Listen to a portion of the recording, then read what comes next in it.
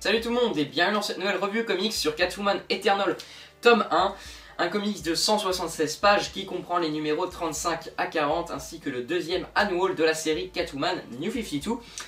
Dans ce tome, on retrouve au scénario la scénariste Geneviève Valentine et au dessin Gary Brown. Dans ce tome, comme son nom l'indique, ce tome est lié aux événements qui se passent dans Batman Eternal. À l'heure où j'en suis, je n'ai pas encore lu Batman Eternal tome 3, donc peut-être que ça me donnera la réponse à la question que je me pose, parce que pour tout vous dire, même après la lecture de ce tome, alors soit j'ai pas du tout fait attention quand je l'ai lu, mais je serais pas vraiment capable de vous dire si ça se passe après Batman Eternal ou si ça se passe pendant. Mais en tout cas, c'est lié à ce qui s'est passé dans Batman Eternal, donc ça part du postulat que Selina Kyle abandonne son costume de Catwoman et devient la reine de la pègre, tout simplement, enfin va devoir s'occuper de la famille Calabrese qui était dirigée autrefois par son père. Donc une famille de la pègre, hein, famille mafieuse, sauf que son père se voit incapable de la diriger, donc c'est à Selina Kyle que revient ce poste, et donc elle va avec différentes familles mafieuses. On va par exemple rencontrer les Falcone, un nom qui ne nous est pas du tout inconnu pour ceux qui connaissent un peu tout ce qui est pègre de Gotham, etc. Et donc elle va se retrouver avec différentes familles, associées avec différentes familles afin d'avoir un maximum de contrôle dans Gotham City. Voilà, ce tome scénaristiquement m'a beaucoup plu, pour plusieurs raisons. La première, c'est que, donc comme je l'ai dit, comme vous pouvez l'entendre, je parle de la pègre, etc. C'est une histoire qui va vraiment développer le background mafieux de Gotham.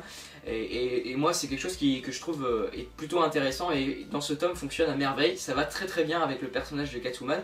C'est un statu quo pour le personnage plutôt original, je trouve. Enfin, moi, je n'aurais pas vu forcément Selina Kyle en tant que dirigeante d'une famille mafieuse, mais je trouve que ça fonctionne à merveille. Voilà, avec ce personnage qui n'a pas froid aux yeux et qui est sûr d'elle et qui est prêt à tout pour atteindre ses objectifs, et vraiment ça marche très bien.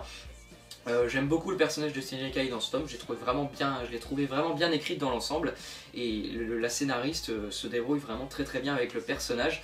Donc vraiment, c'est quelque chose qui m'a beaucoup plu dans ce tome, cette histoire de guerre entre les différents clans mafieux de Gotham, avec comme principal antagoniste dans ce comics Black Mask. J'en dis pas plus, mais voilà, on va dire qu'ils vont surtout avoir comme adversaire dans ce tome Black Mask, qui va essayer de déjouer l'emprise que Selina a sur Gotham City.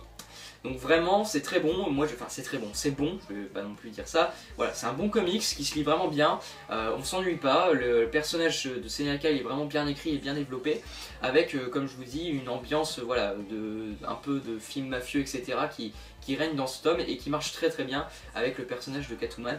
Donc je pense que vraiment, j'ai pas d'autre chose à dire, c'est la grande qualité de ce tome, et je trouve que ça marche à merveille. Donc si vous êtes intéressé par ce genre d'histoire mafieuse ou quoi, et que voilà, vous êtes intéressé par tout ce background de Gotham City qui marche à merveille dans l'univers de Batman, bah, je pense que vous allez vraiment vous y retrouver avec ce tome. Et côté dessin, donc c'est le dessinateur Gary Brown qui se charge de la partie graphique de ce tome en grande partie. Il y a aussi un autre dessinateur pour l'annual.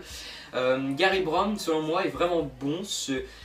C'est pas excellent non plus, mais j'ai trouvé qu'il avait un style qui allait vraiment bien avec cette histoire racontée par la scénariste dans Catwoman Eternal. Voilà, c'est un style graphique peu détaillé, vraiment ça va pas dans le détail, c'est pas très réaliste au niveau des visages, etc.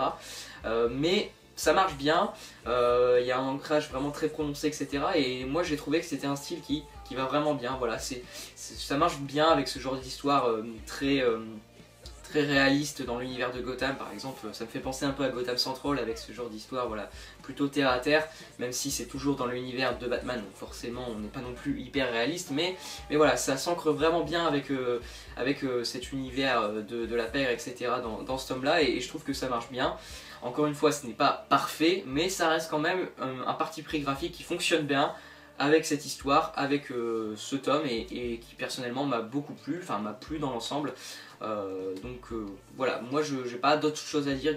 Gary Brown s'en sort vraiment bien avec les dessins de ce tome. J'ai été dans l'ensemble vraiment emballé par les dessins qu'il nous propose dans ce Catwoman Eternal tome 1. Donc sans être un indispensable de ce mois-ci, Catwoman Eternal est à mon sens une bonne lecture qui vaut le coup d'œil. Si vous avez ne serait-ce qu'un peu d'intérêt pour le personnage de Selina Kyle, ou que vous êtes vraiment intéressé par ce genre d'histoire de la pègre, etc. implantée dans Gotham City, je pense que ce comics pourrait vraiment vous intéresser.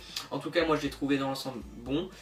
et j'espère que si vous l'avez lu ou si vous comptez l'acheter, il vous plaira aussi. En tout cas pour moi ça remplit le contrat et on a un bon scénario bien écrit avec de bons dessins dans l'ensemble, donc je ne vois pas pourquoi on pourrait s'en priver. Voilà, après, encore une fois, ce n'est pas une priorité à mon sens. Si vous avez d'autres lectures plus importantes qui vous intéressent plus, bah, achetez-les. Celle-ci est à mon sens secondaire, mais ça reste quand même un bon divertissement. Moi personnellement j'ai été convaincu et j'achèterai très certainement la suite donc dans le tome 2. Voilà pour Catwoman Eternal, je pense que j'ai fait à peu près le tour. J'espère que cette vidéo vous aura plu, n'hésitez pas à donner votre avis sur la vidéo ainsi que sur le comics dans les commentaires. Je me ferai un plaisir d'en parler avec vous.